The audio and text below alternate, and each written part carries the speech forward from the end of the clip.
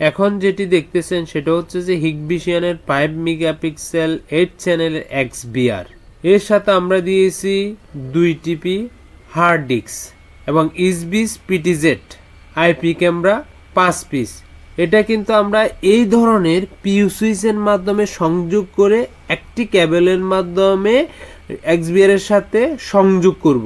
এই পিউ সুইচের মাধ্যমে কিন্তু XBR এর সাথে সেট করে এই প্রজেক্টটা বাস্তবায়ন করব বা সম্পূর্ণ করব। এর সাথে আমরা এই কানেক্টরগুলো অবশ্যই ভালো মানের দিতে হবে, না হলে অ্যাকুরেট রেজাল্ট আসবে না। এছাড়াও আমরা দিচ্ছি যে এই প্রজেক্টে যে কেবলটি সেটা হচ্ছে হিগবিশনের অরিজিনাল ক্যাট 6 কেবল, যে কেবলের মাধ্যমে আমরা ভালো আউটপুট পাবো। আর এর সাথে দিয়েছি আমরা 24 ইঞ্চি মনিটর, আর এই মনিটরগুলো খুব ভালো মানের।